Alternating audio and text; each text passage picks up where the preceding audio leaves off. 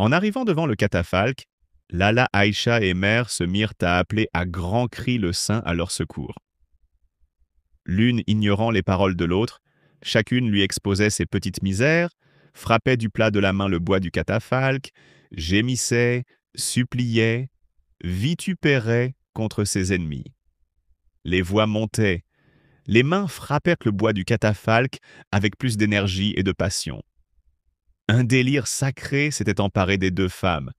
Elles énuméraient leurs maux, exposaient leurs faiblesses, demandaient protection, réclamaient vengeance, avouaient impureté, proclamaient la miséricorde de Dieu et la puissance de Sidi Ali Bougaleb, en appelaient Niatzadeh sa pitié. Épuisées par leur ferveur, elles s'arrêtèrent enfin. La gardienne du mausolée vint les complimenter sur leur piété et joindre ses prières aux leurs. « Vos vœux seront exaucés et vos désirs comblés, » dit-elle pour conclure. Dieu est généreux, il soulage les souffrances et pense toutes les blessures. Sa bonté s'étend à toutes les créatures. N'est-ce pas un signe de sa bonté de nous avoir envoyé des prophètes pour détourner de la voie du mal et nous indiquer le chemin du paradis? C'est un effet de sa générosité nous avoir révélé par l'intermédiaire de notre Seigneur Mohammed. Le salut et la paix soient donc sur lui. Sa parole très vénérée qui nous enseigne les vertus capitales. La charité, l'amour des parents, le bienfait envers toutes les créatures. Ceux qui ont pratiqué ces vertus dans toute leur intégrité deviennent les amis de Dieu et intercèdent en notre faveur. Sidi Ali Bougaleb figure parmi les plus dignes. Il aimait tous les êtres et affectionnait en particulier les chats. Nous en avons actuellement plus de 50. On nous les amène malades, galeux et efflanqués. Peu de temps suffit pour qu'ils retrouvent déjà la santé et la joie. Pour plaire aux saints, nous devons les nourrir et les soigner. Ma mère fouillait dans ses vêtements. Elle ne tarda pas à sortir un mouchoir avec un gros nœud. Lentement, elle le dénoua en s'aidant plusieurs fois de ses incisives. Lala Aïcha lui chuchota à l'oreille une phrase mystérieuse. Ma mère hocha la tête et offrit à la Mokadma 2 pièces d'1 franc accompagnées de cette explication.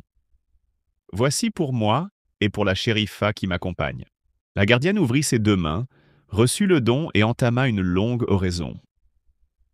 Des femmes arrivèrent de l'extérieur et se joignirent à notre petit groupe pour bénéficier de ce moment de grâce, pour profiter de cette rosée spirituelle qui rafraîchit les cœurs. Lentement, je me glissai hors de cet essaim de femmes pour aller caresser un gros matou étalé de tout son long contre le mur. Il me regarda de ses yeux jaunes, ronronna et m'envoya un magistral coup de griffe. Le sang gicla. Ma main se mit à me cuire atrocement. Je poussai un cri. Ma mère se précipita folle d'inquiétude, bousculant ses voisines, butant dans son haïk qui traînait sur le sol. La blessure me faisait mal et je hurlais sans discontinuer. Les femmes posaient sans des questions, s'apitoyaient, m'offraient une orange pour me consoler, m'appelaient leur petite rose, leur bouquet de jasmin, leur petit fromage blanc. Loin de me calmer, ce tourbillon de visages me donnait le vertige. Je sanglotais à fendre l'âme. Une main mouillée se posa sur ma figure, un torchon sécha mes larmes et l'écoulement de mon nez. Le froid de cette main calma mes pleurs, mais je ne cessais pas de hoqueter le long du chemin de retour. Ma mère me coucha dès l'arrivée à la maison. Mon père se levait toujours le premier. Je voyais vaguement sa silhouette dans le demi-jour danser lentement. Il s'enroulait autour des reins une corde de plusieurs coudées en poil de chèvre, qui lui servait de ceinture. Pour cela, il tournait sur lui-même, soulevait une jambe pour laisser passer la corde, soulevait l'autre alternativement, faisait des gestes larges de ses bras. Il procédait ensuite à l'arrangement de son turban, mettait sa djellaba et sortait en silence. Ma mère dormait. Ce matin, j'entendis mon père lui chuchoter « Ne l'envoie pas au MCID, il semble bien fatigué. » Ma mère acquiesça et se replongea dans ses couvertures. Toute la maison dormait encore. 2 moineaux vinrent se poser sur le mur du patio. Je les entendais sautiller d'un endroit à l'autre, frappant l'air de leurs courtes ailes. Ils discutaient avec passion, et je comprenais leur langage. Ce fut un dialogue passionné. Ils affirmèrent ceci avec conviction. « J'aime les figues sèches. » « Pourquoi aimes-tu les figues sèches ?»« Tout le monde aime les figues sèches. »« Oui, oui, oui. Tout le monde aime les figues sèches. Les figues sèches. Les figues sèches. Les figues sèches. » Les elfes froufroutèrent. Les deux moineaux partirent et continuaient leur conversation sur d'autres toits. Je comprenais le langage des oiseaux et de bien d'autres bêtes encore, mais ils ne le savaient pas et s'enfuyaient à mon approche. J'en éprouvais beaucoup de peine. Des sauts entrechoqués cliquetèrent dans le patio. La Chouafa se levait la première et c'était tant mieux. Les ombres de la nuit s'attardaient encore à cette heure autour de la fontaine et du puits, dans les lieux d'aisance et dans l'immense débarras où chaque locataire à tour de rôle procédait à sa toilette. La Chouafa connaissait les paroles efficaces qui rendaient ces ombres inoffensives. Chaque jeudi soir, elle brûlait des aromates, aspergeait les coins de lait ou d'eaux odoriférantes, prononçait de longues incantations. Une porte claqua.